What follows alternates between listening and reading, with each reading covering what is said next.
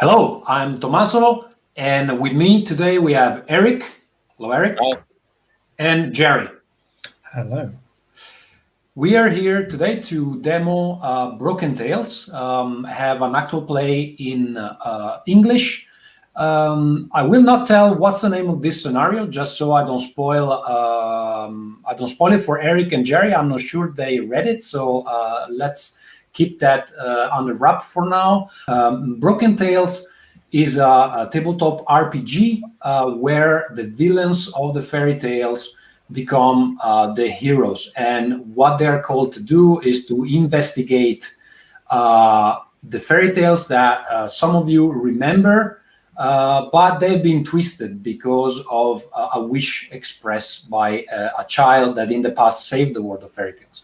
Now, it all seems very complicated, but just to give you an idea, the setting is mostly Europe. We might have something that happens outside of Europe, but we'll see it during the campaign. 18th century, there are these strange elf-sense presence moving at the edge of reality, and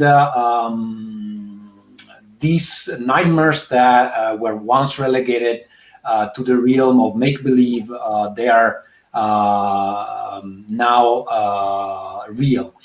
So alarmed by the constant calls for help in dealing with supernatural evil, Pope Clement XIII has approved the creation of the Order, which is a secret group consisting of the hunters.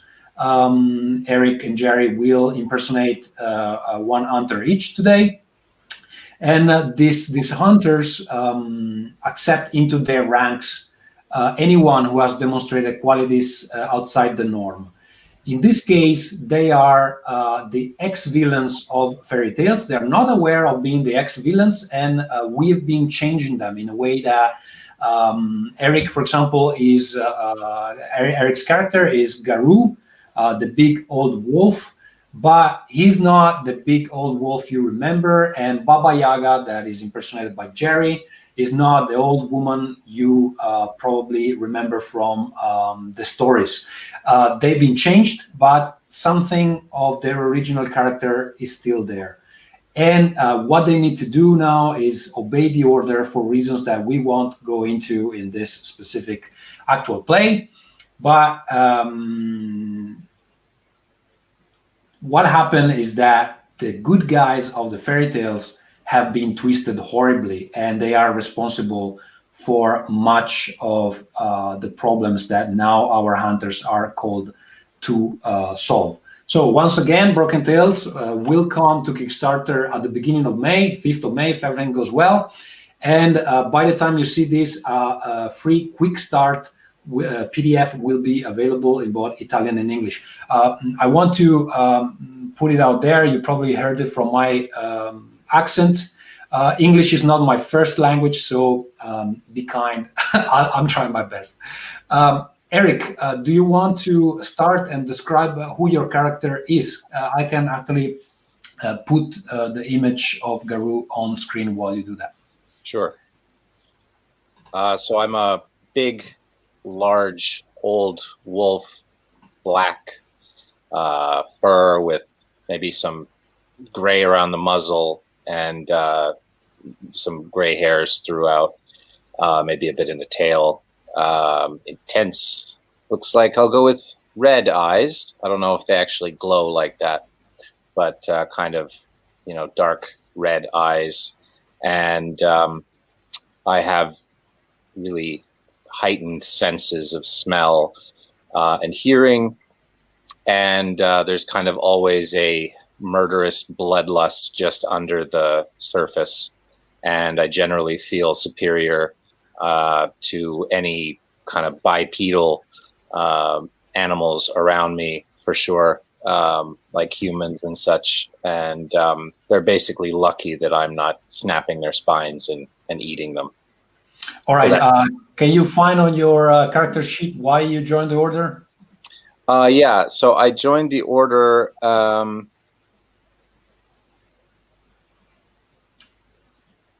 I use it's to defend weaker hunters that I work with, my coworkers, my companions, and I'm a guardian because of my my sense of smell and in some cases hearing. And it says here also that particularly I cannot stand the smell of putrefaction, of rot, and corruption. So right, you become sensible with the age. Yeah, and it says here that scenting such things as rot and corruption. It's like being stabbed with hot pokers. So it's like a physical pain to me. It's that bad. So I'll have some very strong reactions, I suppose. All right, Jerry, do you want to tell us something about Baba Yaga? Yeah, I'm basically an unsettling small girl who wears a cloak. She tends to be quite surly looking.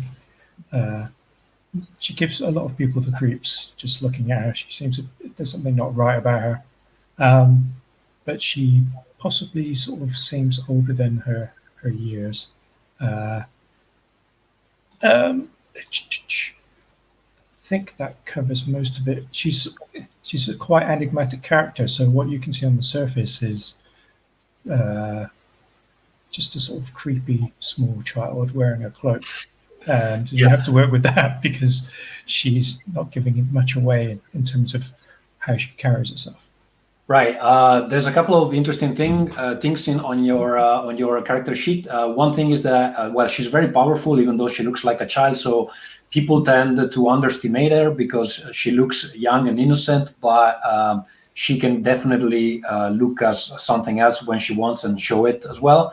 But also, she hates other children.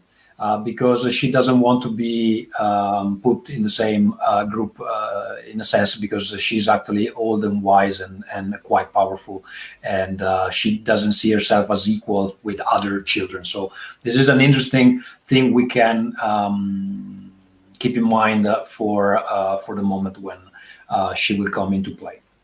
All right, so you guys already know more or less how this works. For those that are following, Broken Tales uses a system that is called Monad Echo. We will see how it works as we play, because I think that's easier. But most of it is narrative. And the whole idea behind Broken Tales is that this is a game that you can put on the table very quickly. It will work really well for one-shots. It's possible to do campaigns, but it will work very well for one-shots because almost all the rules that players need, they are on their character sheet. And so there's not much that they need to learn before they can start playing. And with the fact that many of the scenarios, actually all the scenarios, are based on existing fairy tales. Some are the more popular ones, some are a bit more esoteric, but it might be easy for you to drag into the game even people that usually don't play RPGs with you. That said, you will be able to make your own villains. We will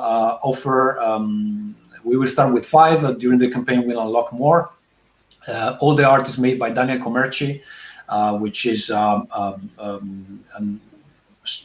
an illustrator that has been collaborating with many big publications, for example, Cult, Low Fantasy Gaming, all the Remarkable books, etc.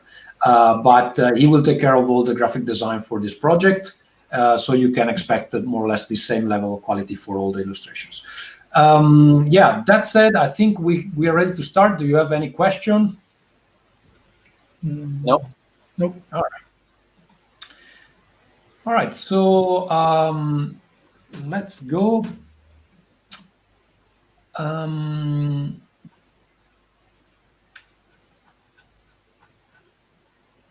So you have been sent from Nils, the regent of Freiburg, to investigate a village called Gelb. You are at the border of the Black Forest in Germany, and Nils has been sending you there because he's been hearing that there is a village full of freaks. And this village of Gelb is apparently full of freaks, and at the head of the village there's what somebody calls a witch called Margareta. And the Pope is worried, and as hunters of the order, he has been requesting your presence there to make sure that nothing weird is actually going on in Gelb. So your adventure starts at the borders, at the west borders of the Black Forest, which in German, if I'm correct, is called Schwarzwald. So you are at the beginning of the path that will bring you to Gelb. It's in the middle of the forest, and you are walking side by side. I have the first question for your character, Eric, for Garou. Okay. How do you appear in this moment? Are you in your wolf form, or are you concealed as something else? I think I'll probably be concealed if we're walking into a town. I can't imagine that we'll get to know much if I come in as a big wolf with a little... Yeah, I need to make a premise. Margareta has been warned that somebody's coming to take a look at what's going on in Gelb. She doesn't know that you're part of the order, and in general, the normal citizens around Europe are not aware of the existence of the order. Okay, so go ahead. Okay, so I'm kind of a nondescript old man. That is to say, I don't look like Gandalf or something. I just look like, any old man of kind of that time. Long beard. I'm a little bit threadbare. I walk with a stoop. I guess I would have grabbed a stick from the forest or something that I'm leaning on a bit, and I'm shuffling along. So even though I'm fairly tall, I'm just pacing the little girl that I'm with, Baba Yaga. All right, Baba, what are you doing while you walk towards Gelb? I think I'm going to pretend, or make it seem like Garou is my elderly grandfather, but at the same time, I'm not doing the sort of small lost child look. I'm just trying to make us look as if we're sort of together as like a family, and we're just walking from one place to the other. So it doesn't look like anything. There's no distance between us, and it doesn't make it seem like we don't know each other, or we're not part of a sort of family unit. So I'm assuming you're not dressed as a little witch. Do you want to describe how you're dressed? I'll just be wearing my sort of basic raggedy little cloak that covers my normal clothes. It just looks like a normal traveling cloak to all intents and purposes. You can't really see anything. I've got my small doll as well that I'll be clutching as I walk along, just to give me a further appearance of being a small, regular, normal child. Okay. As you proceed towards towards Gelb, at some point in the path you see a fatherly figure with a little child, and they are waving their hands in your direction in a way that makes you suspect that they were expecting you, and they seem very friendly. As you get a little bit closer, you can see that the face of the man, it's a bit deformed. He has some kind of illness that you can't really pinpoint, but there is something wrong with his face. And as you get a bit closer, you also see that the little kid has, instead of his nose, he has this kind of a gaping hole. And you, Garou, perceive this very, very strong and acid kind of smell that somewhat you suspect is coming from the little kid illness. Ugh. Okay, so I'm desperately trying not to show that I'm as uncomfortable as I am. So I just I'm grimacing, and but I keep walking towards them. I guess we decide that we have to, greet them because that would be the normal thing. But I look like I'm clearly visibly distressed. The old man's face is a bit of a rictus and just. Okay, they finally see that you recognize them, and they start walking towards you. And as soon as they are close enough, the older man says, "Hi, I am Enric, and this is my kid Klaus." As you see them, like you can confirm that Enric's face is all wrong. Like his features are not where there should be, but he seems really friendly, and he's is trying to shake your hand, actually, Garu, because maybe Baba seems too small for that. But he tries to shake your hand, and are you taking his hand? Yeah, I'll shake his hand. Okay. I'll squeeze it maybe a little bit harder than an old man normally would. But mainly because I'm just so uncomfortable, and everything's like tense. He shakes your hand. He's quite strong. You can feel from his hands that probably he has some kind of manual labor, and he gives you the impression of somebody who might be a bit simple, but definitely well intentioned in your regard. At the same time, the little kid seems pretty happy despite his condition, and he gets close to you, Baba, and he says, "Hi, I'm Klaus. Who are you?" Hello.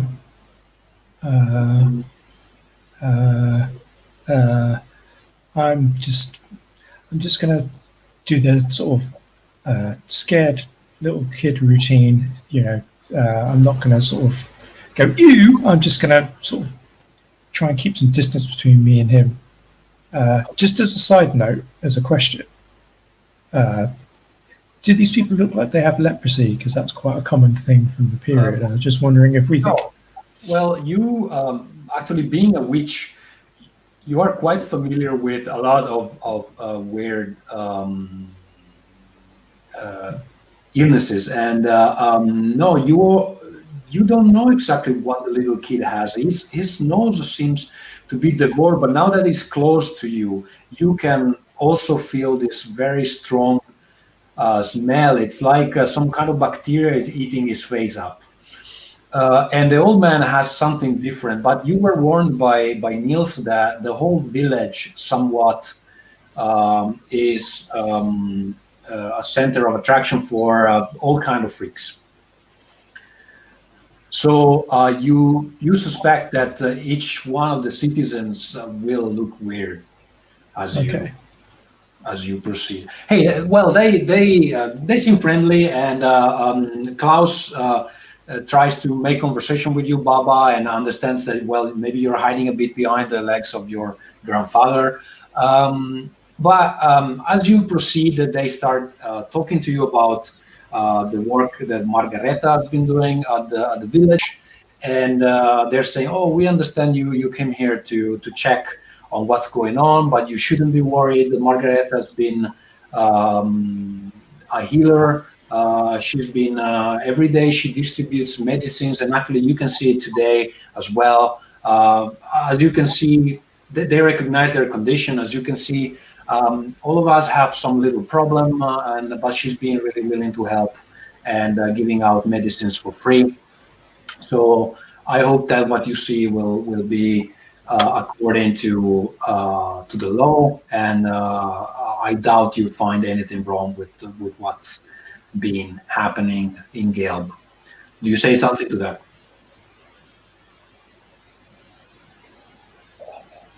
Is Well, of course, we don't make any decisions before we've investigated. So trust, we will be as fair and impartial as we can. We're just here to do our job and make sure everything's above board. So if everything's above board, you have nothing to worry about. Yes, I understand. But I was wondering, why did you bring your granddaughter with you? I mean, I was expecting just adult people. I'll say I go everywhere with grandfather. So He takes what me. did you say, Jerry? Sorry, I missed that. I go everywhere with grandfather. Oh, I see. Well, little Klaus here comes everywhere with me, so I understand what you're saying, and it's good if you can help your grandfather during his very important work. So as you continue to discuss, Garu, you realize that in the from the woods, the path where you are is in the middle of the forest, but from a bit deeper down, somebody is following you. There are eyes in the forest that are following you, and you have these senses that allow you to understand it without rolling anything. Right. Do you do anything, or do you pretend not to notice?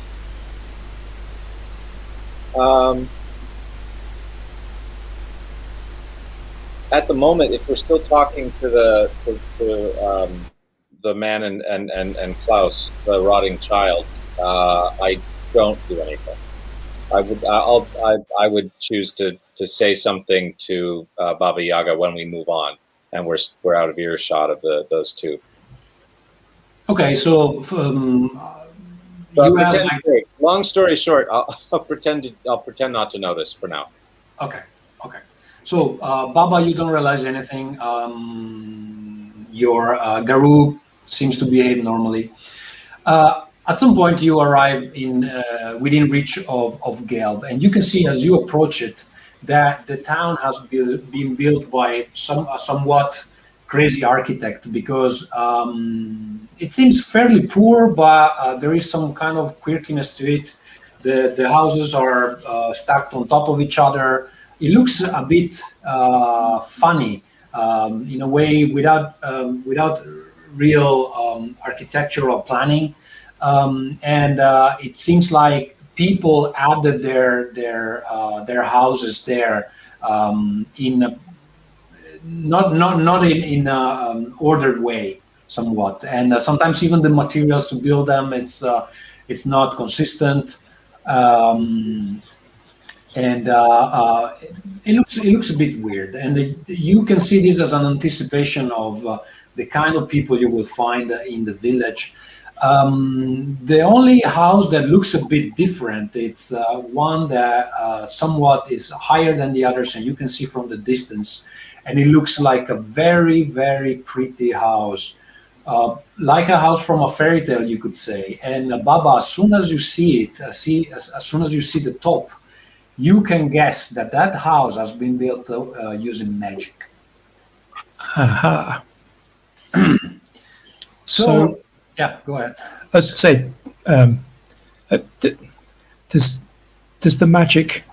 does my magical knowledge allow me to sort of have some sort of idea about what sort of magic is being used to make? Yeah, definitely. It's definitely a witch. Right. But does that necessarily mean a good or a bad witch? No, like, well, it's just witch magic. Then how the magic is used, it's another matter. But Okay. you can see that she definitely comes from your same kind of circles in a way. Okay. So the village is it surrounded by the forest, or is it on the edge of the forest? It is surrounded by the forest, yeah. I do think that behind it there might be other kind of landscapes, but the forest leads you straight to the village, and then it kind of goes a bit around it. You are not sure exactly what's behind it, but yeah. So one other question. Yeah. Because we're emissaries of the Pope, to a certain extent, Yeah. Is there no church? No, you don't see any church. Uh-huh. Interesting. Okay. Can I take this opportunity? Like, do we speak about this magic thing, or is this just, or is that up to Baba Yaga to say something? Well, if you, for example, if you ask the other two to wait for a second, that you need to discuss something, I think. Oh, I'm sorry. So they we haven't moved on from them. We're all together. I'm sorry. Yeah, you're all together. You're all together. Yeah, they're Yeah. leading you to the village. Okay. Yeah, good. that's why I didn't say anything to you because Right. Yeah. yeah, I they're still hanging wasn't around. clear. Sorry. Yeah. All right. So if you do not take any time to discuss this, as soon as you enter the village, you can see that, well, there's a bit of this grotesque atmosphere, but it feels also somewhat happy. And you can see people of all kind going around the squares and the streets, and all of them seem to have some kind of sickness. Some don't have the legs, some have some deformed limb. Some seem to have a skin condition, but none of them seem sour because of it.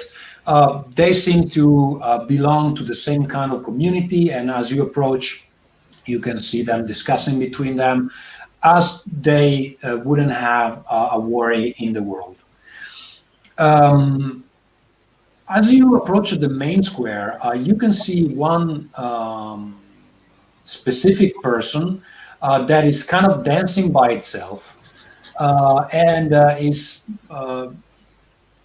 somewhat saying weird things out loud, like, "Oh, there are many worlds. We don't belong to this one. There's another one where I want to go. Oh, all the reality that we see is just an illusion," and things like that, right? So Henrik turns to you and say, don't mind him. He's just new here. He's a bit, like, and he points to the head and makes this movement just to indicate that he might not have all his marbles there. His name is Dumb. Don't worry about him. It's just new, but he's not aggressive. Just leave him be, and everything will be fine. Do you do something? Does it seem like his condition has been caused magically? Is it possible for people to be sort of robbed of their senses magically so that they appear like this? Well, I'm just asking. Yeah, I was just wondering because I'm wondering if he's arrived before us and they've put the hex on him and made him lose his marbles. It is certainly possible to rob somebody of his intelligence. You are not sure that this is the case. He might just be sick in the head, Because I'm a bit suspicious with the magic house and now this strange person. I'm just wondering if there's some. Yeah, I'm just like looking around for magical clues, basically, that might give us an insight to what's going on here because it's very. I would ask if Henrik knew whether or not he was that way when he arrived. Oh yeah, definitely. He was. He's always been like that. He just came dancing into the town a few days ago, and he's been talking about this weird stuff and different realities and things like that for a while. He's talking about. He has something with a girl that comes from somewhere else. Like, I don't know what he's talking about. Does he have? Does he himself have any deformities or visible? No, actually, he's quite well. He's really thin, but he's quite handsome. So, other than some problem with his head, it doesn't seem to have any kind of physical deformity. I would like to ask Henrik. So do the diseases kind of look like they're in this category that we cannot put our finger on? We don't know what it is. We can't qualify what this disease is. Does it all kind of look like it's part of the same pathology, or is just people have all kinds of random? No, they have all kind. Everything you can recognize, you recognize, and then there are a few that you never seen before. Right. Yeah, um, it doesn't group together very well. You cannot find something that connects them. Okay, so I will. Then I'm going to remark just more to kind of let Baba Yaga know what I'm thinking, but I address Henrik saying, like, it doesn't seem like these diseases are, or at least most of them are, spreading like, like one would get, disease from a bad smell or, sick air, or maybe they do know something about or think about bad water or whatever, but that these diseases, it's so curious, but they don't seem to have one single source. Well, you see that he probably got a bit hurt from this comment, and he looks at you with maybe watery eyes and says, well, this is a common misconception. Like many of the problems we have, they're not contagious. And those that are contagious are taken care of by Margareta and her medicines. So you have nothing to fear. You won't leave this place with a sickness you didn't have when you arrived, if this is what you're worried about. Well, forgive me. I'm a very old man, and I'm a conservative old man. I have an important job to do, and I can't afford to take unwarranted risks. Being as frail as I am. Of course, you don't have anything to worry. And by the way, I'm sure that even if you had something, Margareta would be able to cure it. So he says that she comes out every day at noon to distribute medicines for the sick and the wounded. And well, if you don't do anything else, we can move to that. Otherwise, tell me what you would like to try. Does the village have the same smell as the child does? I'm just wondering if it's like pervading, if it's just a thing that just pervades the environment. Actually, well, Baba Yaga, your sense of smell is not as strong, and then you cannot really perceive if that smell is also somewhere else, because Klaus has been close to you all the time. So if you feel it, it's coming from the kid. But in truth, Garou, you feel that there's some other source of that smell. And you cannot see anyone right now or anything, but Klaus is definitely, it's the stronger smell, but it's not the only one. Okay. Should we have an aside for a moment away from Henrik and Klaus? Can we kind of get a few meters away from them? Well, yeah, sure. Like I just need to speak. I just need to speak to my granddaughter a moment. Of course. Don't worry. I will take Klaus to talk with Dom. He likes to talk with him. Like, I don't understand why. Don't worry. I'll be back in a moment, and soon Margareta will come out. So he just leaves you some privacy. All right. I'm gonna start first to say, okay, so I can hear or sense that someone's been following us to this village of Veld, and I'm not sure who or what or why, but we definitely have a tail. Have they followed us to the village, or did you sort of lose? I don't know. I don't think that they've entered the village yet, but I haven't seen anything. I've only heard rustlings, and I can feel their presence. But for now, I think they've kept far enough back that they're trying not to be detected.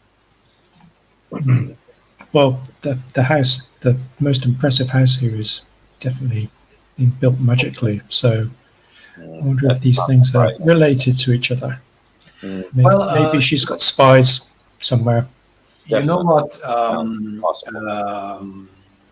Garou, you have one of your descriptors and is my senses are unfailing. So you have this gift that's called Find Them Forever After. And you could try to identify the smell of whoever was following you. and see if, for example, you can recognize it amongst the people that are in the village right now. Oh, okay. Actually, you just do it. You don't even need to spend the soma or roll anything. Okay. No, actually, sorry, I'm correct myself. You have to spend 1 soma to do that. Okay. Are you doing it? Okay. Yeah, I think I will spend soma just for fun. Okay, so you have 6 points, and you go down to 5. For whoever is following, Soma is a finite resource that can be spent either to activate some of the gifts that the characters have, or if spent during a roll, it gives you automatic success. So it removes dice, so you don't have to roll them, because in this system, the less you roll, the more likely it is that your action succeeds, because for every time you roll a d6, if you get even a single 1 on any of the dice, then the whole action fails. So sometimes you want to spend soma to just reduce the risk of rolling dice, but you can also spend it this way to activate some of the gifts. So actually, when you put this gift into I'm going to turn into a wolf, aren't I?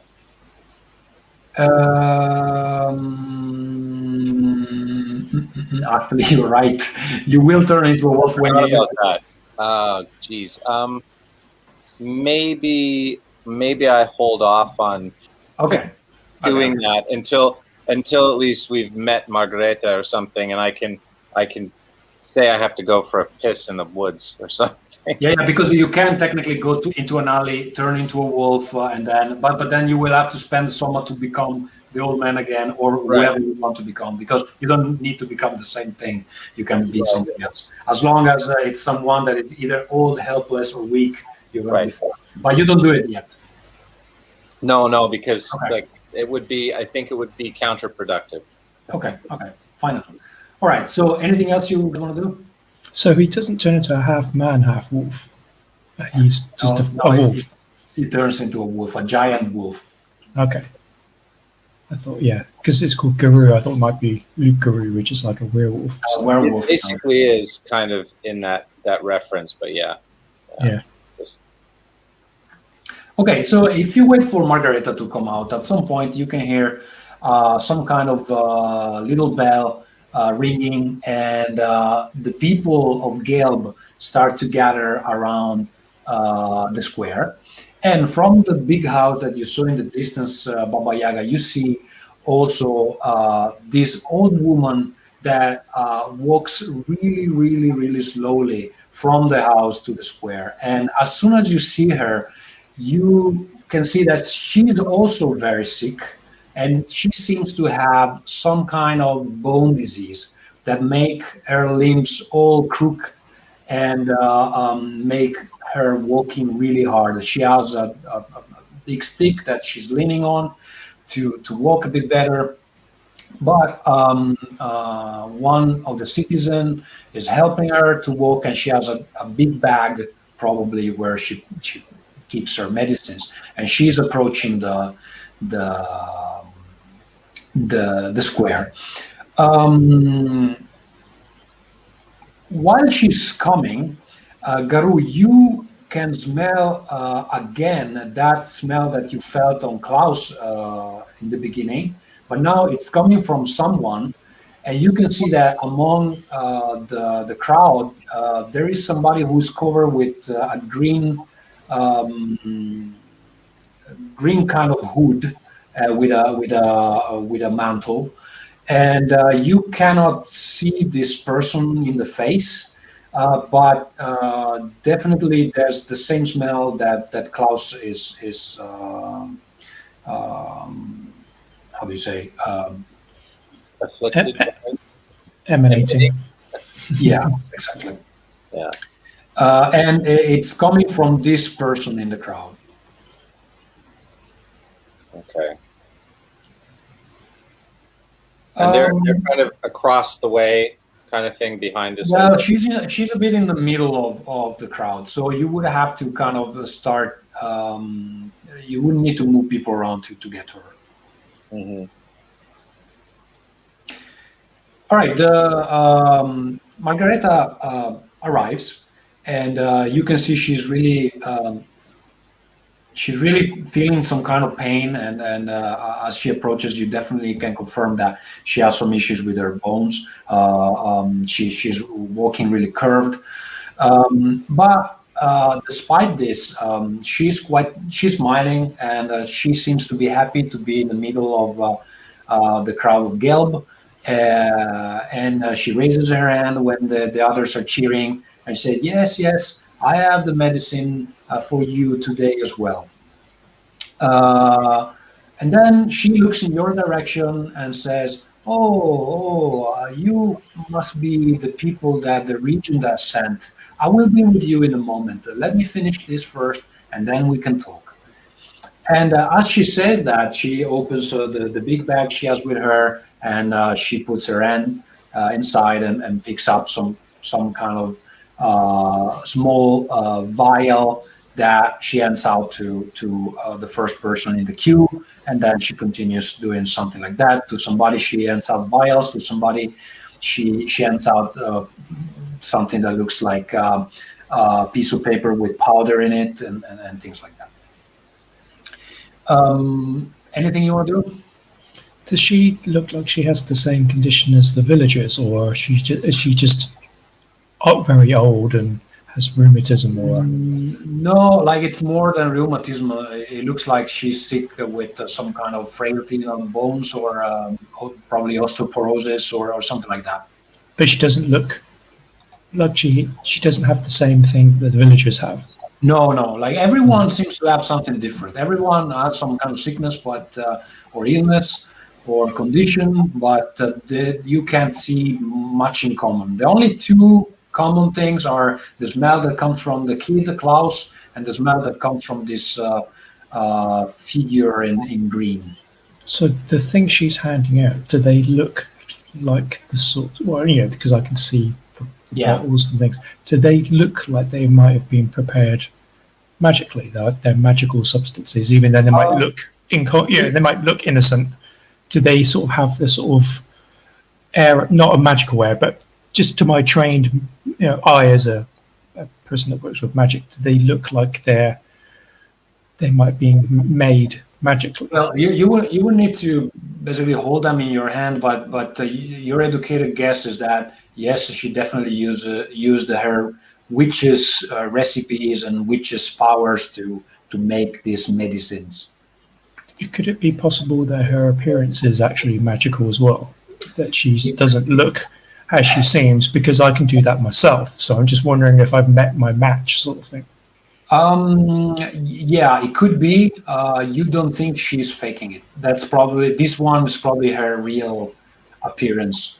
And I don't think you can turn into anything else. You're just a kid. You just have this immense power, but you cannot change shape like Garou. That's more Garou that does that. Yeah, but I can make people think I look a certain way. Yeah, so I'm just wondering.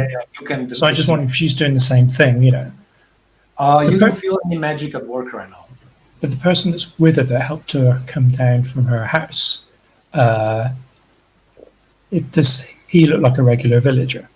Yeah, definitely. Okay. One mechanical thing that I can say about the system is that you know all this stuff because it makes sense for your character. So in this system, you don't have to roll anything that it's reasonable to assume your character would know already. Yeah. If you would try to get information that your character does not have easy access to, you still don't have to roll, but it might take you time to collect it, or it might open up some new subquest. But in general, you never roll to get information. This is made so that it's basically impossible to get stuck in a situation where you just fail a roll to collect that specific information. That is what you need to continue with the story. I want just to put it out there because, for example, if Garou would have tried to do the same thing as you, then probably he would have to do a different thing. You as a witch know most of what you asked already. Yeah, I mean, I have this extra power for being able to read people, but that's a particular skill I have rather than just a sort of thing that comes with my profession. So yeah, okay. Yeah. All right. So, do you wait until she finishes with the villagers? So do the villagers take their medicine Yeah. there and Actually, then?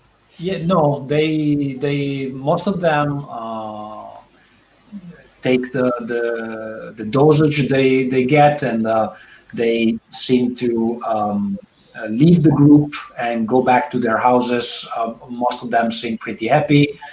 Some smaller kid seems a bit unhappy but you can hear the kids say, "Oh, this is really bitter. I don't like it."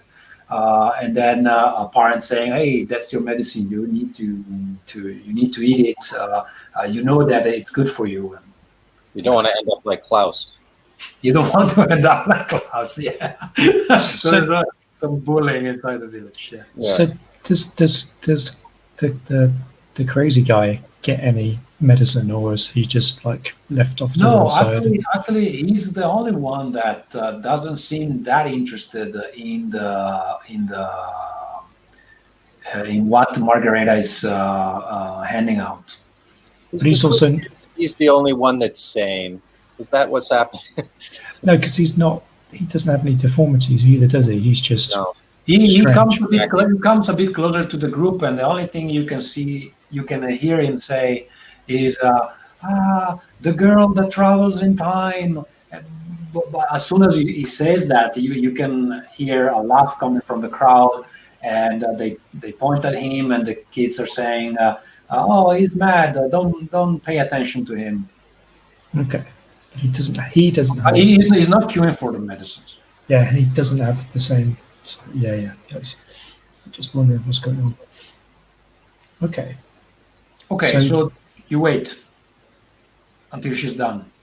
Yeah, I mean, why not? We're still trying to appear friendly and impartial and everything. We're not going to mix in with this stuff or obstruct anything at this point, I would say.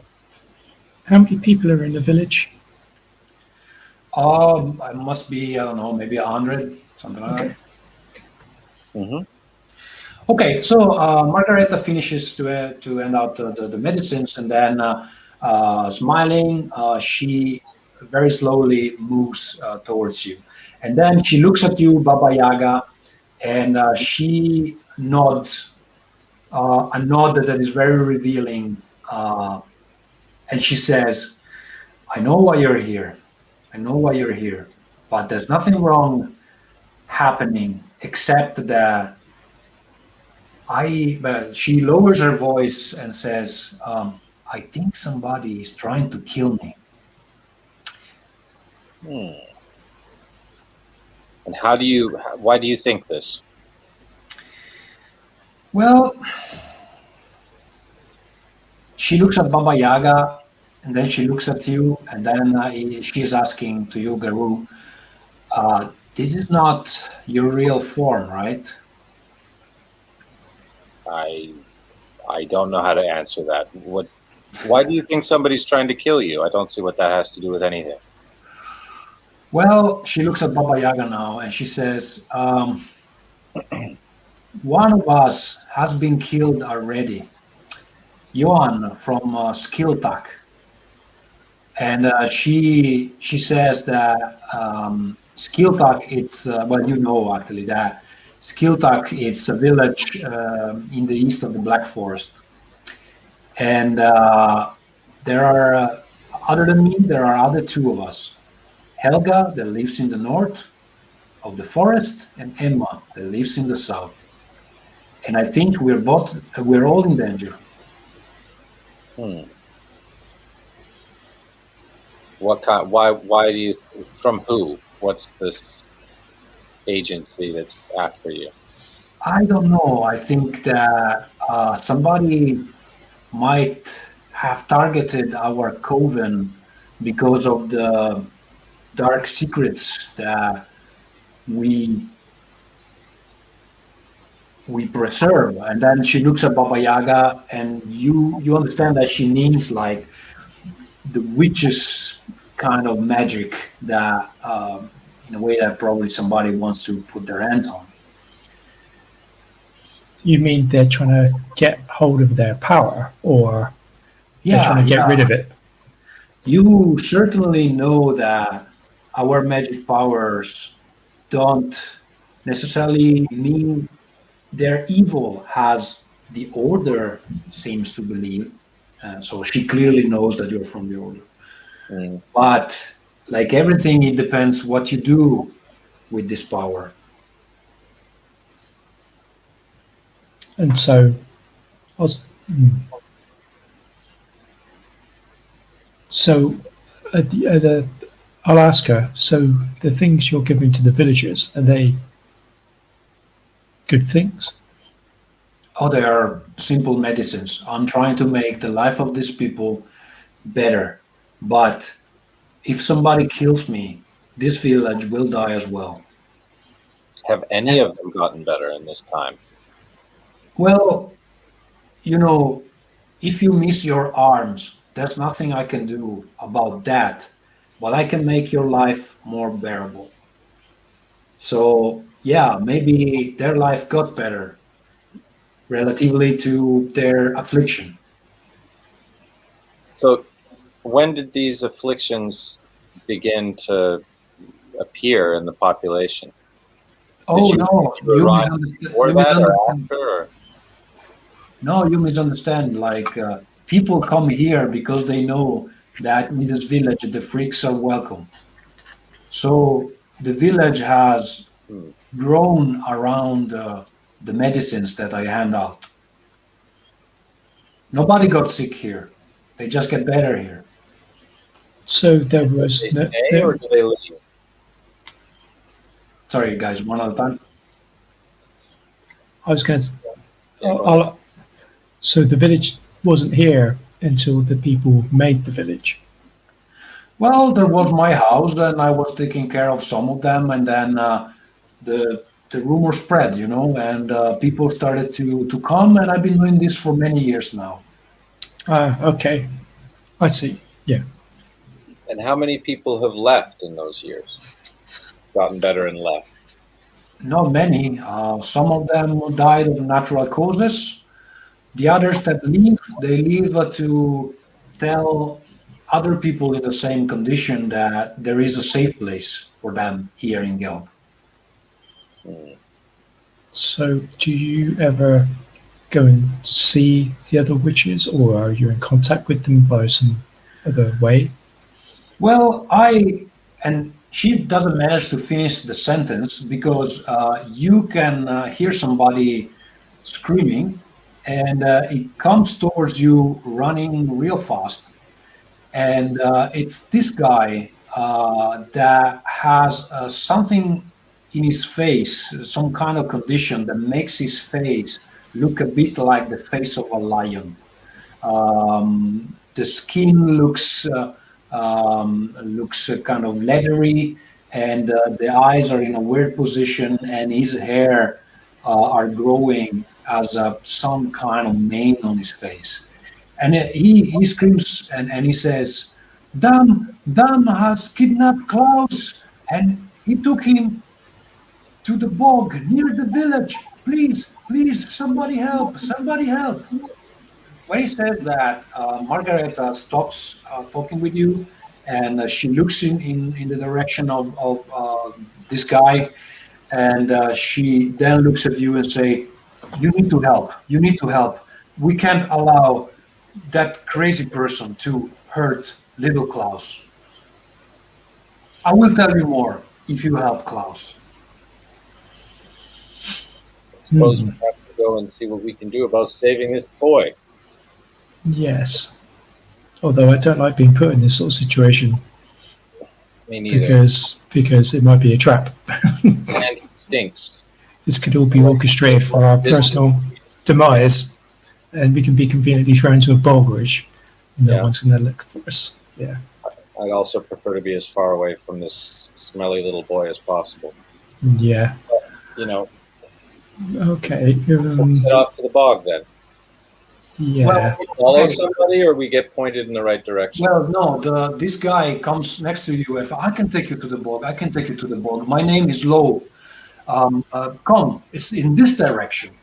And when he says that, you, Garou, you still have the smell of Klaus' illness in your nose, Mhm. and you know that this guy is lying.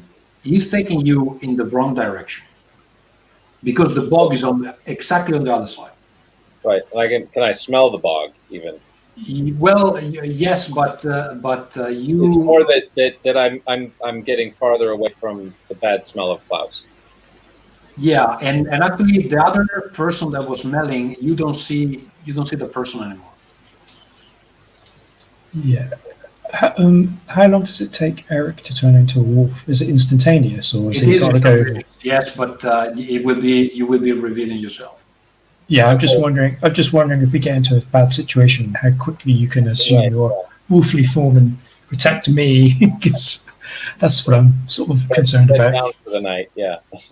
Yeah, because I'm a little kid, technically.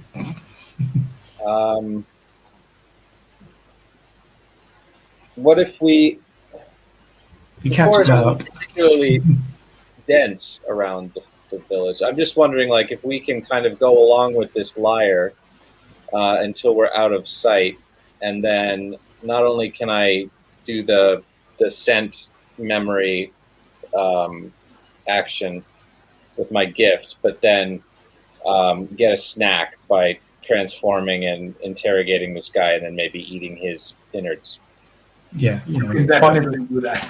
Yeah, Pardon? But you can definitely do that. Yeah, well, that's what I would like to do. I'd like to play along with this liar, and then scare the shit out of him, and pardon my language, and then yeah, probably eat him, unless Baba Yaga has some strenuous objection. no, I'm just wondering, with my magical powers, can I just? Compel him.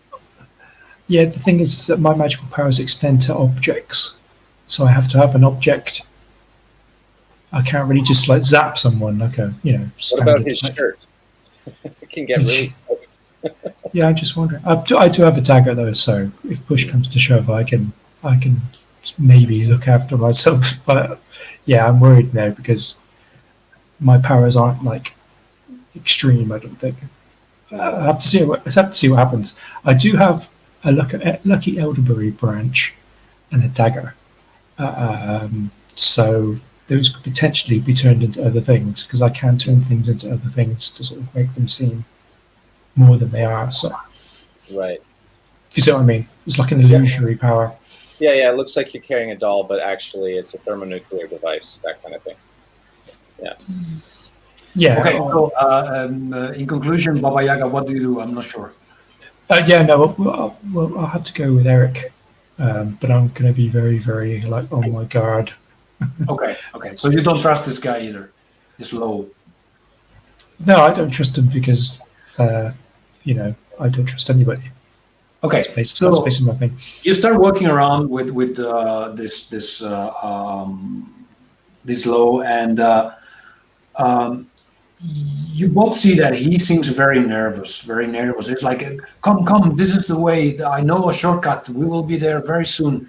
I don't know what got into the head of that crazy guy, that dumb. I don't know why he would kidnap Klaus. Like, why would anybody do something like that? Then, as he talks, you follow him, and he's taking you back in the same direction you came in to the village. At some point, you're out of sight of the rest of the village, and he points to a random point into the forest, like, yeah, we can go from here. We can go from here. Just follow me. Don't worry. We'll be there very soon. I hope you can save him. That poor little boy. Okay, so yeah, under my cloak, I'm gonna keep a hand on my dagger just in case. I'm. Because How quickly does I know I transform really quickly. like kind of blink of an eye kind of thing, or enough to get a nice, good montage of my clothes ripping off or whatever. But the how long? So if I decide to use my gift, do the oh my gosh, I know that smell, or I've never smelled it before, whatever, and then can I basically in one kind of fluid movement can I get the jump on this guy as well? Because he's not expecting me to turn into a wolf anyway. But will he get away if I do my sense check first, or will I just can I turn into a wolf for free? No, okay. So if you use your Dark Ego gift, which is the big bad wolf, Yeah. You turn immediately into a giant wolf, like in your Uber form, in a sense. Like you look like your old self, your old big bad wolf. And if you unleash your rage immediately, you also get bonus successes when you do that. So you can do everything in one single action. Okay. Well, this kind of implies that you're gonna attack him pretty much. Well, yeah, that's the thing I'm concerned about because I'm wondering, like, if I can.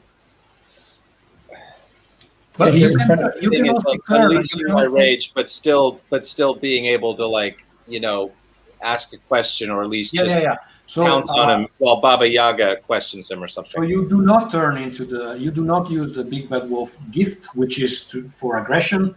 You just turn back into your normal form. You can just do that with the snap of the fingers. So in that case, you can do it immediately and also have time to ask questions or whatever. So I'm going to resume my wolf form and pounce on this guy, pinning him to the ground, and I want to. Well, we can both question him at first. Okay. I want to,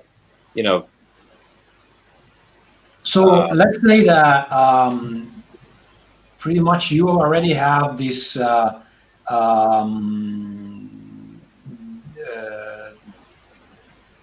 I am fiercer and more powerful than any human, and my fangs can pierce even metal. No one is ferocious as I am.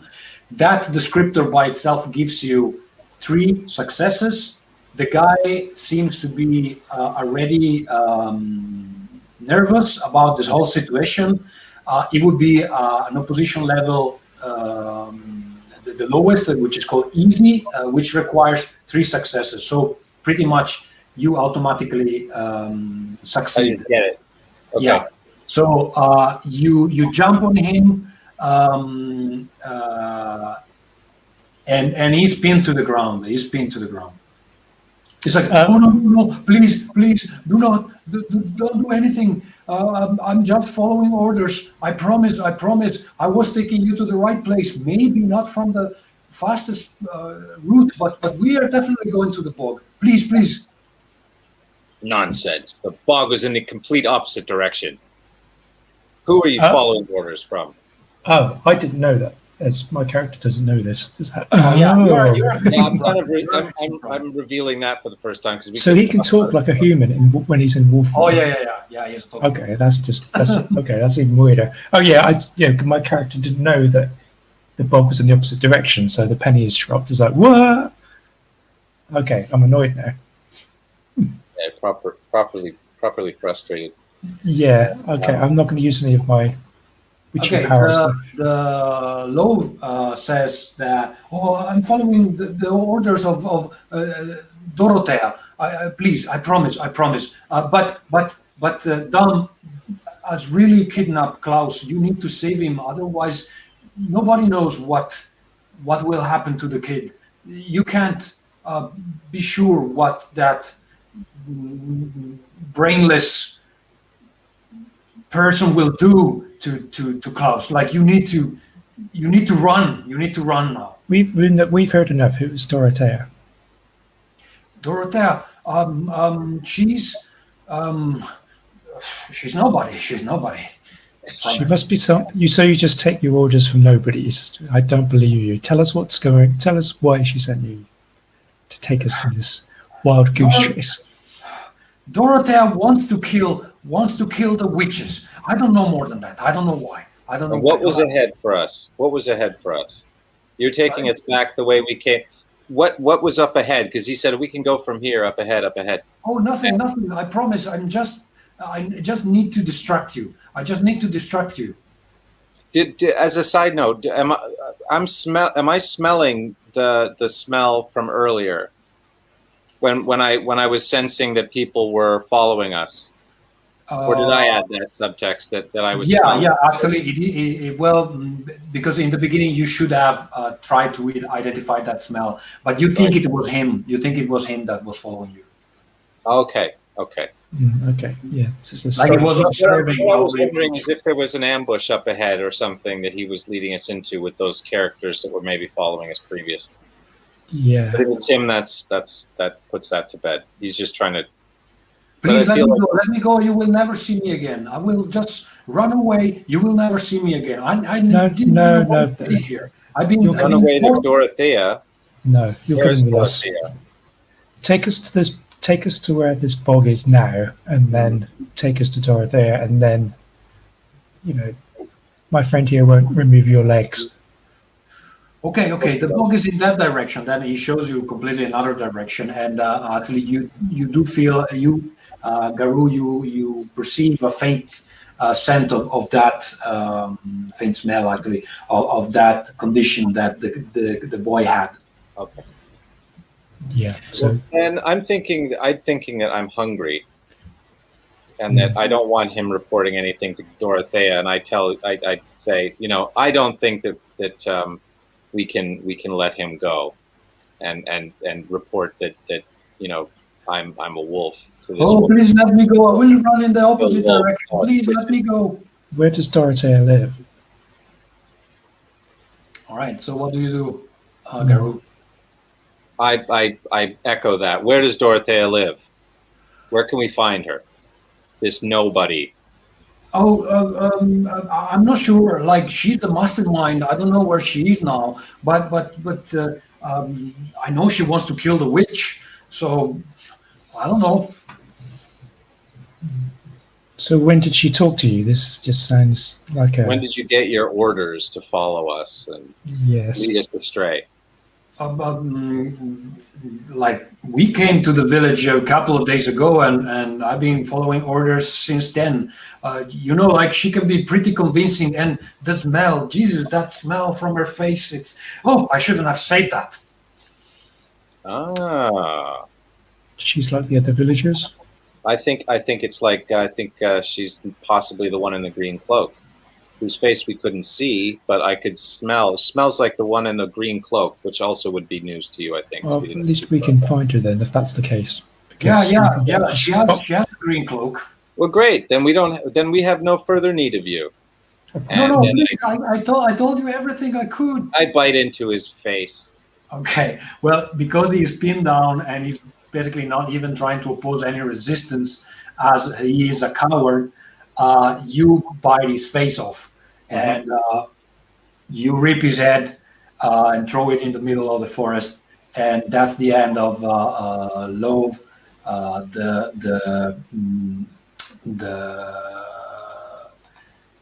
little helper of Dorothea. Yeah. And I'm feeling a lot better because I was in a really foul mood because of that smell from Klaus's face. So I'm feeling a slightly better spirits, and more ready to go towards that disgusting smell again. I think. Okay, so what's your plan of action now? You go towards the bog. First, I don't think we should just leave his body lying around. I think we need to sort of at least.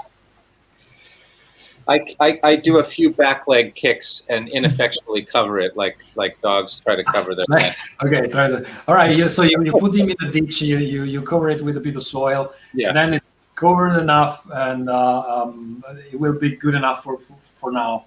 He's hidden in the 20 centimeters of water of the ditch. Okay, so we're the good guys, right? Yep. You're pretty sure. You're pretty sure in which direction the bog is. Okay. And you head in that direction at full speed. Baba Yaga, remember that you as a witch, you can do stuff like flying on a broom and things like that, right? Yeah, but I need a broom. That's true. Yeah. But Unless I can turn my lucky elderberry branch into a well, the thing is, they can fly on anything. yeah. You don't need you don't need specifically brooms. It's just that brooms look cool. Pretty much. Yeah. So No, you just hang on to your elderberry branch like Mary Poppins and just away. yeah. No, I mean, witches could fly in, kettles, anything really. They could go to And sea I'm a in big kettles. fast wolf, so I can just skirt around the city of Welb and Well, I'm a little kid. I'll just jump on your back and we can yeah, run. fair enough. There we go. We just steal through the forest. I'm like at the size of a 5-year-old child. This should be easy. Oh yeah. Okay, so a few minutes later, you arrive at the bog, and there are almost no trees in the bog. Everything is mud and stagnant water. There is a little shack in the middle of the bog, and it looks like a place where maybe hunters did. They used it as a storage unit of some kind, but it's pretty derelict and falling apart. In front of it, you can see Dom that has, when he sees you coming, he grabs Klaus from the neck and he puts a very sharp knife to his to his face, and he's like, ha ha ha! I am gonna kill him! I'm gonna kill him! Come, get it! So he's not bothered by the appearance of a small child on the back of a wolf. He's pretty hardcore. So yeah. Yeah, like you don't seem that he's very fazed by anything. So how far away is he from us at this point? Maybe 15 meters, and he's standing in front of this shack. Do you want me to kill him? And then you can see that he's kind of doing scratching the skin on the cheek of the boy, and the boy is screaming. And as he screams, the smell becomes even more pungent and intense. So I'm going to use one of my witchy powers. Yes, because I can summon. I can summon darkness. So you can see in the dark because you're a wolf. This guy obviously can't. I'm just going to hang on for dear life, but he can't see in the dark, I'm guessing, because he's a human being, as far as I know. What if you make him think that his knife is like a giant slug, and he'll just... I can't get people to... I can only make people think I'm like a certain way. Right. So actually, the way this gift is called the evil witch, and first of all, you can perform one action, and you're going to get an extra success in performing that action. And as a bonus effect, you can summon the darkness or daylight around you. So you do summon the darkness, but what is your main action? Well, really, I'm going to try and use the darkness to, one, make the crazy guy not be able to see it, and two, give us the opportunity for Eric to take me as close as possible to this guy when it's completely dark. Okay. So let's because Eric can see better than me in the dark. I can't. I'm sacrificing the fact that I can't see anything, but I'm going to rely on Eric. So it's not going to be pitch black. It's more like night, you know. So you're it's like. Okay, so you can see Garuda, Baba Yaga dismounts you, and she starts to focus on her evil powers, and all of a sudden the sky becomes dark, and you can see that the clouds are drifting very fast, like if it was fast forward to the night, and the sun turns into the moon. And as you do that, you can see that Dam gets really distracted by this thing, and he starts to laugh, and he kind of he still holds Klaus from one hand, but he lets him go, and he doesn't hold him in front of him as a shield, and he laughs. You can definitely get closer to him. He starts to laugh and says something along the lines of, she's not here while you're watching the finger. The moon is already eclipsing. And then he points to the moon and he starts laughing really loud. Ha ha ha ha ha ha ha. He's a lunatic. The textbook. Yeah, the problem is that because I'm a little kid, 50 meters is a bit of a stretch. So you're going to have to. I'm a second boy. I'm at least 2 meters long. Yeah, I was gonna say, so you can get to him before I Yeah, get I can. I like 3 bounds, and I'm across that in a flash, and I just basically rip his arm off. All right, so I probably knock him down, but I basically wrench his arm off. I'm not interested in saving the arm and just knocking the thing out. I'm just going pell-mell at him and just taking his thin arm in my strong jaws. okay. So in all his madness, he's not completely defenseless. So when you jump toward him, he lets Klaus go. So the kid falls into a mud. How do you call it? Into the peat bog. Yeah. Yeah, exactly. But he's free now. However, Dom rotates, and that makes him a lot harder to hit with what you had in mind. So his opposition level is 5. You definitely have a descriptor that fits the situation. That gives you already 3 base successes. Mm-hmm. So now we need to decide what kind of outcome you are trying to obtain. So if you reach 5, you get an outcome with a cost. If you reach 6, you get the outcome you had in mind, and with 7, you get an outcome with an increment, and we can decide what that increment is. Does the fact that it's pitch dark have a bonus for Eric as well? Because this guy obviously can't see. Makes sense. Like you're right. That's the reason I cast it, because you're right. It's like, so let's lower his opposition level. So his opposition level is 4. So now you have a 1 point gap to fill to get the outcome with the cost, or 2 for the normal outcome, the standard outcome is called, and 3 for the increment one. You can now either spend Soma to fill these gaps or roll dice. But first of all, I think we should decide at what outcome you're kind of aiming. Yeah. Because I can't do much at this point because it's dark. No, I think that this is up to Garou at this point. Yeah. So just quickly go over the 3 outcomes again. There's the 1 Soma point, or the 1 die outcome is... It's an outcome with a cost. It means that you manage to bite him, but he will also do something that is probably disadvantageous for you. Right. Or if you don't want any consequence, then you need to fill at least 2 point gap. Okay. And I have to, that means rolling above the... So you can decide how to fill these gaps. For example, if you want the outcome without any consequence, you can roll 2 dice, spend 2 Soma, or do 1 die and 1 Soma point. Right. So which one do you prefer? I'll play it safe and do 1 Soma, 1 die. Okay. So when you spend 1 Soma, you already would reach the outcome with a cost, but we're trying to go for the standard outcome without any consequence. Now, how do we roll dice? If you have a physical die in front of you, you can do that. Otherwise, we go on Discord and roll them there. I can find one, but I've got Discord open. Okay. So we can use that free session TXT channel. And the way we have the bot that rolls the echo dice.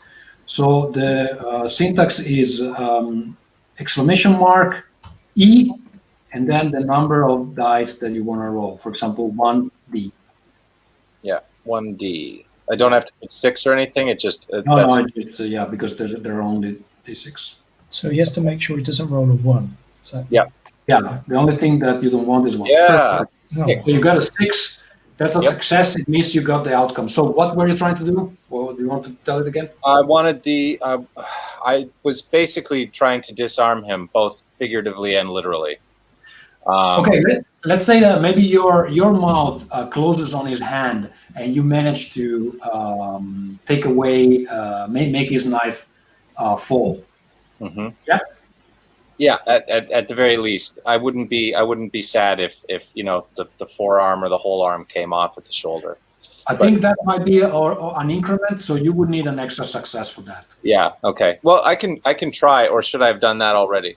You should have done, but if you want to roll, you can't spend Soma now because you need to spend Soma before you roll. But if you want to roll another die, I'll try rolling a die. I hope I don't get a 1 and ruin it all. No, you jinxed it now. Yeah, that's it. Maybe, yeah. That's the risk. I really want to see if I can rip off a limb. 2. Yeah. You manage. Okay, so you rip off one of his arm, the one that is holding the knife, and you hold it in your mouth. He doesn't even scream. He just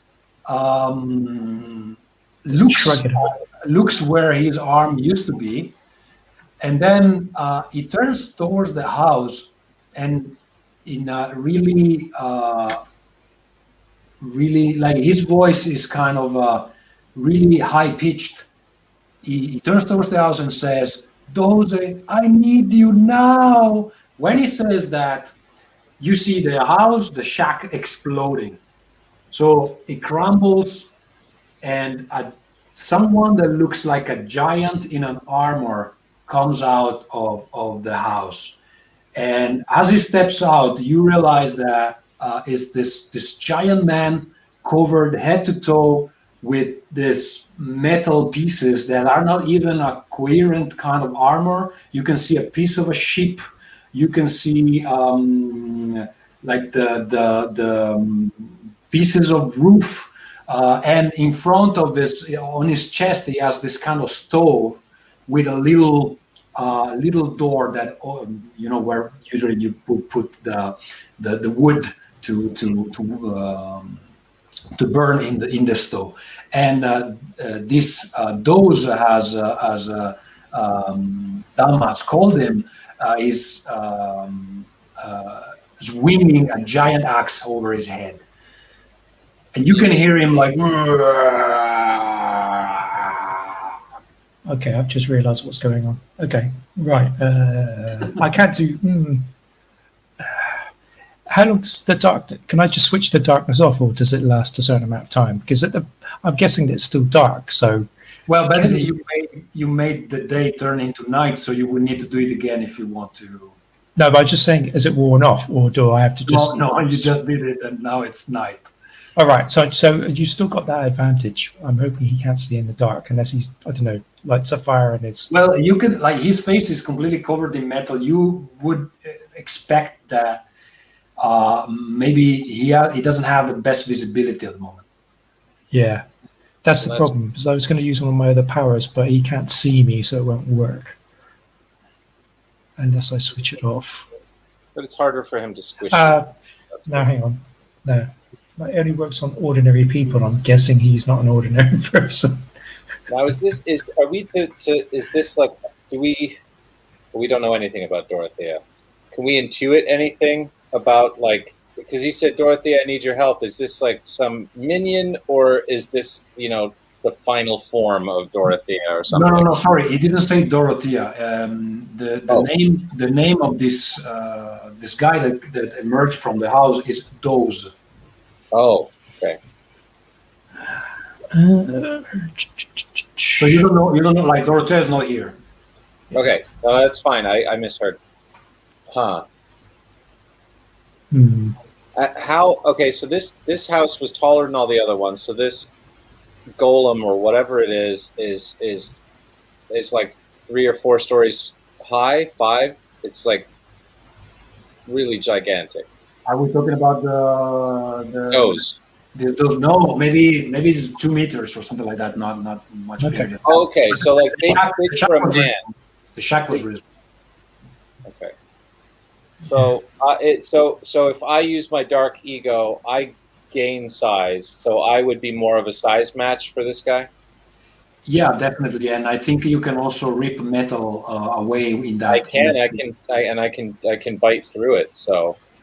Yes. Oh yeah, you can. Oh right, yeah. So I'm not phased by this night phase.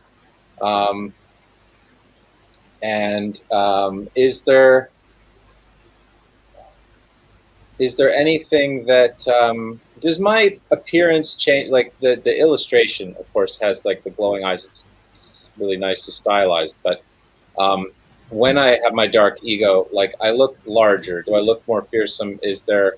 You do, because you look like your younger self. You look like your younger self, like when you were full of rage and fury. Okay. All right. Just just more intense, more emo wolf, right? Yeah. But no, and as I've done again, I was just asking if Baba Yaga could make me look any different or more imposing, or could, but it's probably not possible, right? I mean, even though I am an object, I'm a living. Actually, it does, because when you use the dark ego, you can create a description which is describing how you look, and you Right. need to include at least one of these words: strong, fierce, unstoppable. So Right. you don't necessarily always look the same. You can look as you want, even though in the end you're a wolf. You're not. You can't be an helicopter. Yeah, the only way I could make you look bigger is maybe it has to be a physical object in my possession. So the only way I could even make that work, I think, maybe would be to jump on your back, and if I'm touching you, I can make your appearance like. But you know what? I don't think it'll work. Yeah, I'm too far away. Jerry, I think you're overthinking a bit these objects that you have, because first of all, you can grab something that you see around you, and it's kind of abstract. So if you have a stick, it can become you can do some sword magic, or so it just needs to vaguely represent what you want to do. It doesn't need to be exactly that thing. I was more thinking if I could, like if there could, it could appear that there's like 3 wolves to like be confusing, and but that's fine. I don't think we could do that. Yeah. So I think for this one, the descriptor I would probably want to pick would be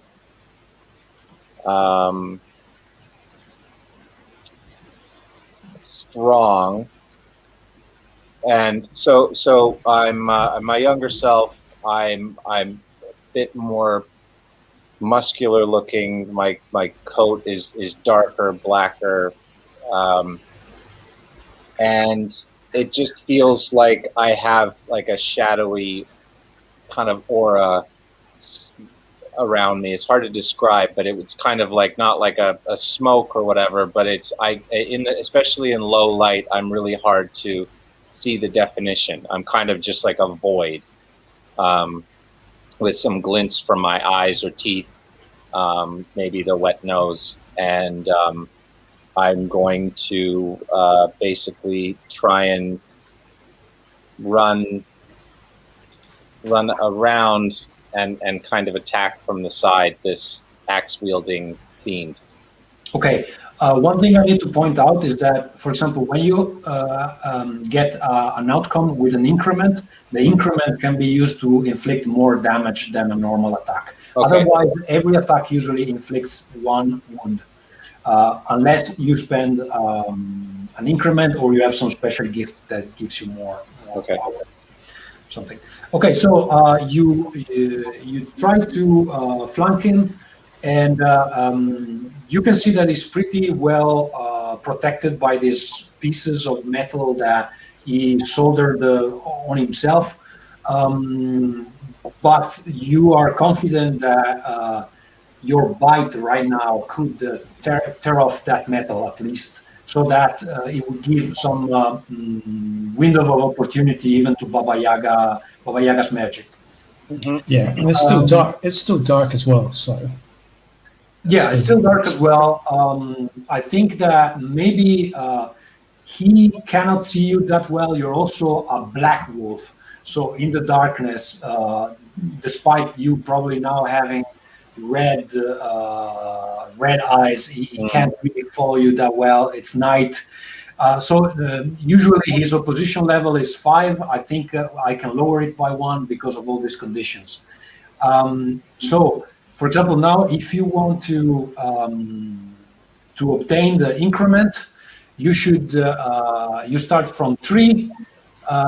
He has 4 as level, so you should try to get to 6.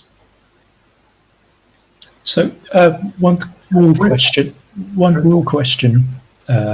So when I'm casting this darkness, it says on my character sheet that it gives me 1 extra success. Does that transfer to Eric's actions because he's covered by it as well? So no, it's for you. It's for you. Okay, all right, yeah. It's your action. Yeah. Yeah. Okay. It's because I'm not physically doing anything. So I've also, spent one soma, right? Sorry, So did I far. hear Eric? I've spent one soma so far, right? Yeah, you still have 5, so you can go wild now. So, for example, if now you would spend a 3, you would automatically get an outcome with an increment. Or you can spend less and roll some die. Yeah, Nice. I would. But if I'm gonna, if I unleash my rage, that's 3. Yeah. Or did I do that last time? No, but you can still do it because now the situation calls for it. Oh yeah, it's a new scene. So right. Yeah. So I will unleash my rage, which is 3. Yes. And I will spend one more soma to get a action with consequence. Correct? Yeah, the outcome with the coast. Okay. Mm-hmm. And then I will roll 2 more die for. I want to get the incremental. Okay. Do you want to describe what's your character doing? What is that you're trying to obtain here? So what I want to do is I would like to. It would be good to at least get the axe out of the hand, but more if I could get onto the get to the back of Doze and get his spine uncovered or Oh, okay. So you're trying to rip off the plate that he has on the back. Yeah, and neutralize, like then be able to kind of bite at the fleshy bits. The other thing I'm curious about, but I don't know how realistic it is for a wolf to do that, is the stove on the center seems like one of those boss weak point kind of things. Yes. So maybe I should go for that. But in that case, what I would want to do is somehow knock him down, get the axe out of his hand, and then knock him down, and open the little door, or at least hold him down so that Baba Yaga could do something about the oven door. Yeah. Okay. Do you like that, Baba? I'd have to switch off darkness, I think, because I won't be able to see anything otherwise. Yeah, Could you conjure some light with your elderberry branch?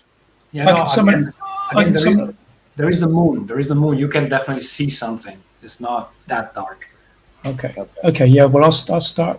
I'm a bit worried about the kid as well. And my eyes will be glowing, so there's that too. You can follow his eyes. Military flashlight, Yeah, I'm gonna pick up a branch nearby, like a fairly largish branch that I can carry, being a little kid, because I'm going to take that with me. No, I'm thinking of turning it into something else. Sure. Okay. So I'll start heading towards this melee. Yeah. So I'll start waving my hands around and trying to sort of make a distraction. Like, Rah! Okay, so I'm going to try to. I want to attack from the side, the axe hand, so it's kind of not advantageous for them to swing too much at me, and hopefully knock the axe out of the hand, and then carry that through to knocking down Doze and trying to keep him pinned while Baba Yaga closes the distance and is able to do something with her magical stick. Okay, sounds great. Right, so you want to roll 2 dice, right? Spend 1 soma. If that gets me if I'm right, and that gets me to the incremental win. Yeah. So echo 2D, right? Yeah.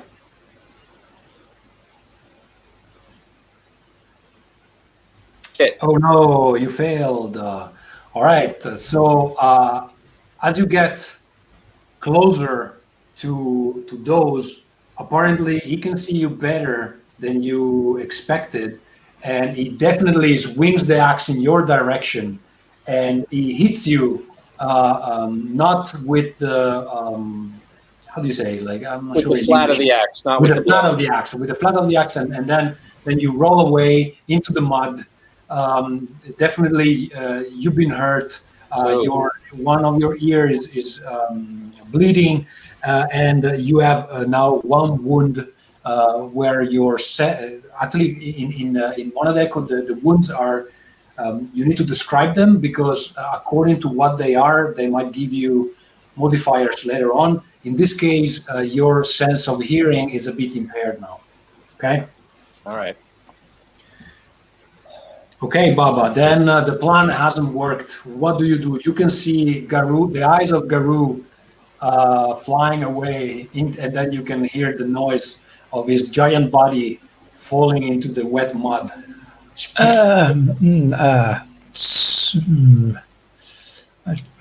So this stick I've got, I want it to transform it into a big flying spear. Is that possible?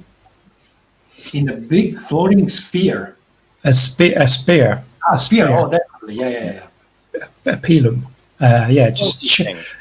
Yeah. I want it to basically turn it into a missile that I want to throw at him. So this gift that you have, it's called simply magic, and you focus it on an object. In this case, it's your branch, and you want it to turn it into a spear. And I would imagine that it's a spear that you try to throw towards those. Well, yeah. The idea is that it's like I don't have to throw it; it flies itself. It's like a missile. Oh, okay. Sounds really powerful. So I would imagine that this is something that costs you 3 soma, but you will hit him automatically. Okay. Yeah, I've got 5 soma, so yeah. All right. So is there a specific point you're trying to hit? I want to go through the. We can't. The stop door, or. Yeah. Okay. That makes sense. Yeah. Let me check. You have 5 soma, so this is costing quite a bit. But Garou, from your position, you can see the little Baba Yaga turning this stick into a fierce magic spear, and then with the force of 1,000 men, throwing it in the direction of those that basically gets impaled towards the little door at the bottom, at the center of his chest. And somewhat when this happens, the armor that he has wrapped around him kind of gets loose, and the pieces starts to fall apart. You can hear him screaming. You can hear Dam laughing like something fun just happened, because he's been there just looking at stuff so far. And those falls to the ground into what's left of the little house or the little shack, and you can hear him gurgling. This sound of like this breathing mixed with spitting blood, and he's not dead, but he's definitely not in a good condition. And you can also hear him pronouncing swear words towards you, like "Oh, God damn it! I will never be with Dorothea." So I'm going to try and run towards where the little kid was thrown. And yes, Klaus actually got up, and he's hiding behind you, but he's in the vicinity, and he's shaken. But beside a little scratch on his cheeks, nothing has happened to him really. You don't know if Dama really wanted to kill him, or and you just arrived in time, or that was never the intention of the crazy guy. Klaus, do I smell anything? Sorry? Do I smell anything about Doze apart from smelling Klaus nearby? Well, if you get a bit closer to Doze, he's pinned to the ground, but you can see that his body is the body of a leper. As the inhabitants of the city of Gelb, he's also some kind of freak, and he's also sick of something contagious this time. And you can imagine that he was wearing the armor just to hide this condition from him and from the outside world. And as you get closer, you can hear him pronouncing again the name of Dorothea, and you can hear him say, "Oh, Dorothea, I loved you, but we will never be together. Not now. I will never. You will never accept me for what I am, and I'm dying anyway. Why did you kill me, Wolf?" Because It's all your fault. you asked for it. You came exploding out of that building to help this lunatic. He reaches out a hand. He reaches out a hand in your direction, and then he says, "I did it for love." And then he dies, and then his hand falls into the mud in this Well, that's saved me a lot of trouble, so that's great. tragic scene. All right. At this point, Dom stands around just looking confused by what just happened, and then he looks at you and says, "Why is it night now?" You're not very quick, are you, dumb? Me? I think I'll go in that direction, and with the arm that he's left with, he points a random point into the bog. There's nothing in that direction, and he starts walking like he's marching in that direction. Do you do anything to stop him, or just let him go? I don't know. Should we follow him? He doesn't seem like he knows where he's going. I'm assuming he's going to bleed to death. Yeah. Yeah, that's a good assumption, I think. I think he's going to bleed to death before he gets anywhere. Yeah, I don't know. He doesn't seem to notice. Maybe his blood doesn't either. But this, Well, that while you consider what to do with Dom, the little kid, the Klaus, is pulling you one of your can't Legs. figure exactly, and he says the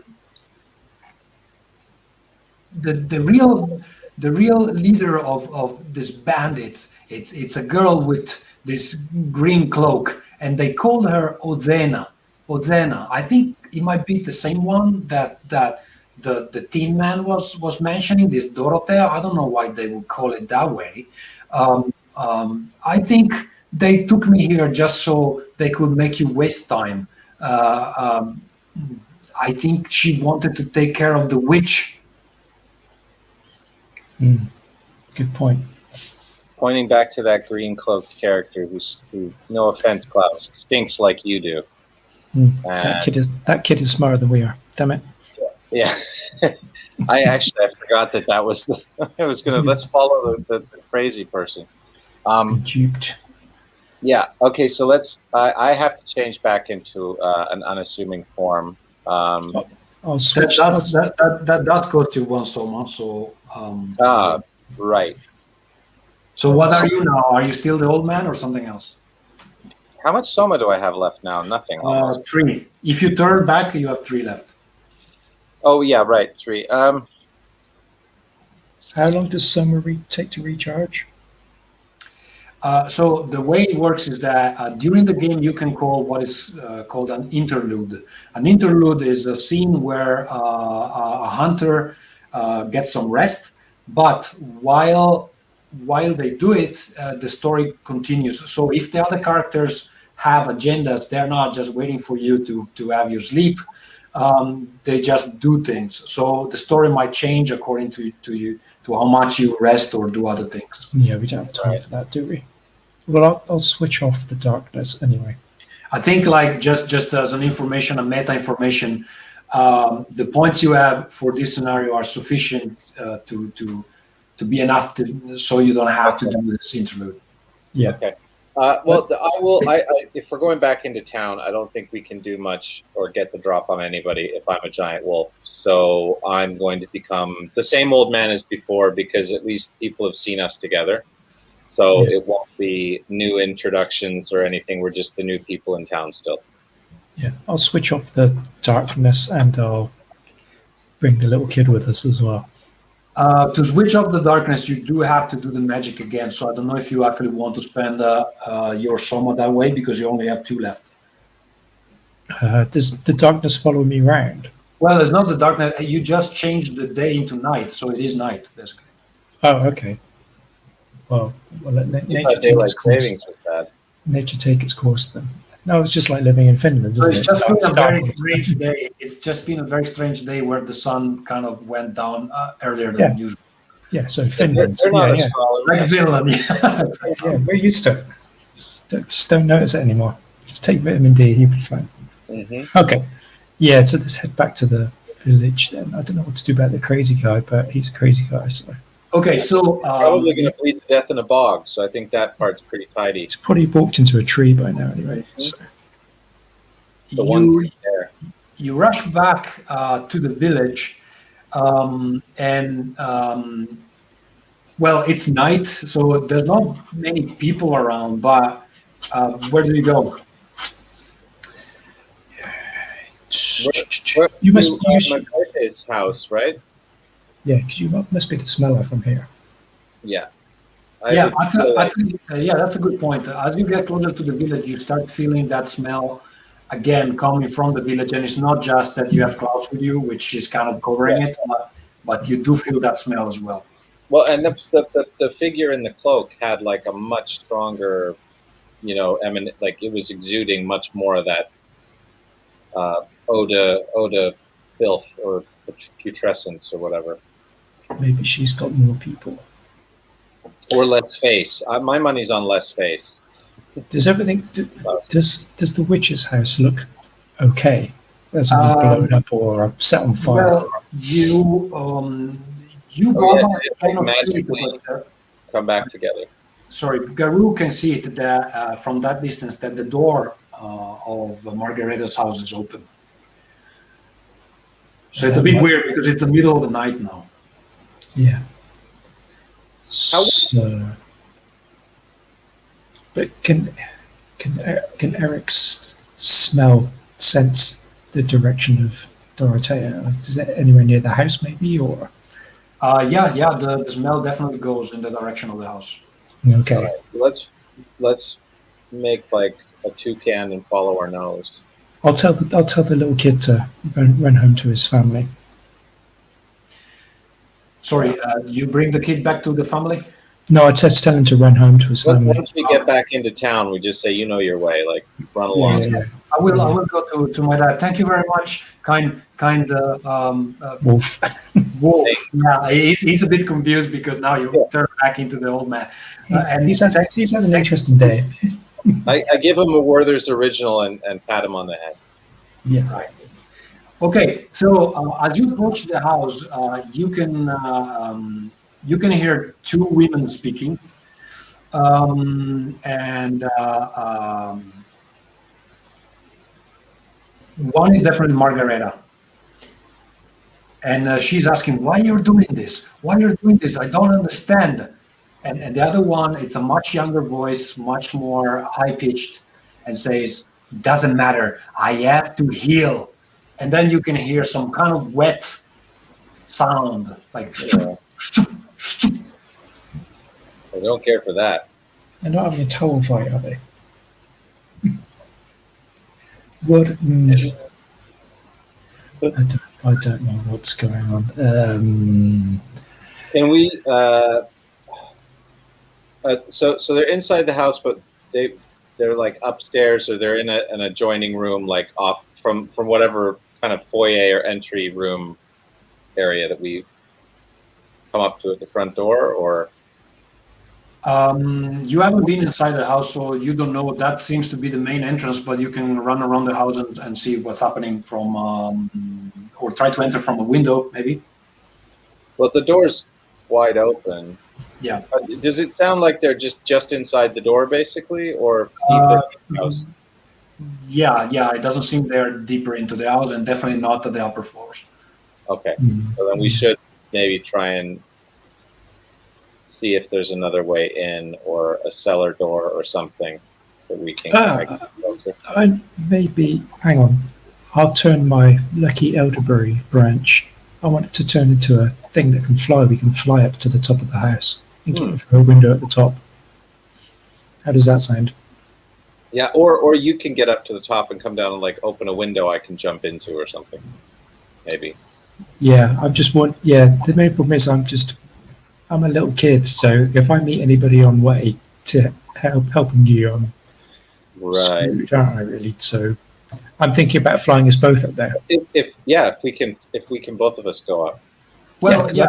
If you grab onto her, I think she can take you to the second floor.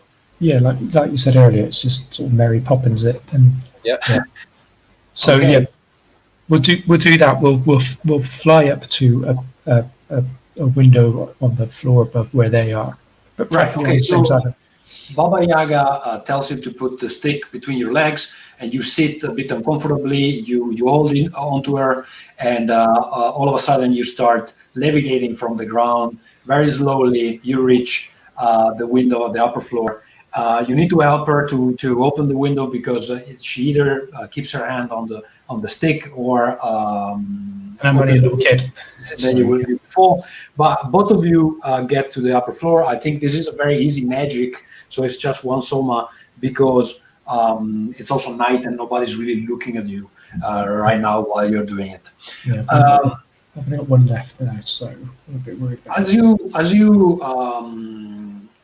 enter the second floor, you are in the bedroom of Margareta. You can see it's very cute in a way to be the house of an old woman. There are definitely some kind of witchy artifacts made with flowers and made with branches, but it doesn't look scary at all.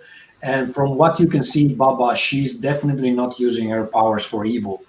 However, from downstairs, and it might be the living room or the kitchen or something like that, you can feel, you can hear some wet gurgling that is coming, and they're exchanging some last words between them. You feel that Margareta is dying now. Let's try and I thought it surprise was the them. younger. I'm sorry, but I thought it was the younger voice that was saying, "I just need to heal." Then there was wet gurgling sounds, not the older voice. Yeah, it was the young, the youngest voice saying, "I just need to heal." Yeah, we need to. But now that you're in, you can understand that the gurgling sounds come from Margareta. Ah, okay. So we need to rush downstairs as quickly as possible. I wonder if, maybe she's like sucking life force out of her or something. Let's go and find out. It's very expensive. Yeah, we want to we sneak closer to that room, see if we can like peek around a door jam or look through a keyhole or something. Okay, so you just go downstairs as quiet as possible, if I understand correctly. Is that correct? Yeah, I was just occurred to me. No, it's okay. And you can see that there is this figure standing in front of Margareta, which is definitely lying on the ground. And from what you are, you can see that she's dying. And the figure has the hood down. She's not turned towards you, so you can see only her back. She has this long, beautiful blonde hair with two long braids that are falling on her shoulders. And as soon as you are at the bottom of the stair, one of the planks it's making some noise. So she turns in your direction, and you can see she has this beautiful blue eyes, and her face would be very pretty if it wasn't for the same sickness that you saw on Klaus, that is devouring half her face, starting from her nose. And when she turns, you get invested by this wave of smell, Garou, that kind of even pushes you back to the wall. As soon as she sees you, you can see that she clicks her shoes together, and poof, she disappears. Damn it. That confirms what I thought like half an hour ago. Just figured out what's going on. You can hear still some noise from the ground, like. Okay, I'm gonna try and see if I can help Okay. the little old lady the Margareta is lying on the ground, and you can see she has several stabbing wounds on her chest, and from the amount of blood that is on the wood of the floor, you can see that there's not too much you can do, unless probably consuming most of your magic powers. Yeah, I don't really have anything that could help her. All of my herbs and everything get nasty things. She reaches out to you with a hand and she says, "Baba, she's going to Helga in Pforzheim." And with that, she breathes for the last time. So now you know where Dorothea is heading next. And this is the end of this demo scenario. This is divided in 3 parts. So this is the first part, and then there will be another part that we will play as a demo with other playing groups, with other actual plays. And then the third part will probably be exclusive to the campaign. But hopefully this gave you an idea of what kind of stories can be told with Broken Tales. I think that the last thing that I would ask of you guys is that what do you think your characters will do next, and what will they tell to the order? So let's start with Baba. Well, I think we'll have to go to the next location that the witch told us about. It sounds like they've got a plan. As far as what we can say is the order, that there's seems to be some sort of plan to destroy a lot of witches in this area. Whether that's part of a larger plan is something you can only guess at. It depends what Dorothea's plans are and how powerful she is, and if she's part of some larger conspiracy to, mess things up and cause problems. It's possible, I guess. As a witch, how do you feel about this witch killing business? It's like a sort of witch hunt in reverse. It's trying to get rid of all the good witches, which is not ever going to be a good thing. So that's what I'm a bit worried about. Someone's trying to take out magical forces over a wide area. So that's all right. Good. Yeah, I think that definitely there's a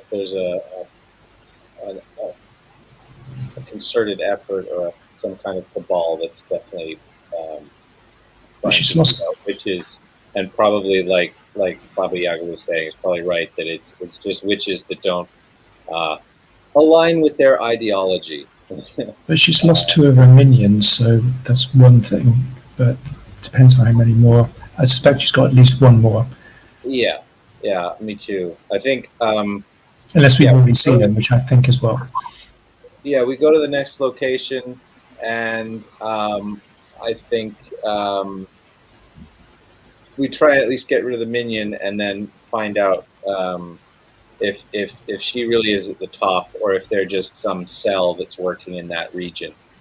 Or I also suspect that there's another minion in the village still, because I don't want to give too much of the plot away, because I think I know what's going on in terms of backstory. So I don't want to ruin it for other people playing this. All right, so maybe you guys this weekend can go back and watch The Wizard of Oz again. So you will.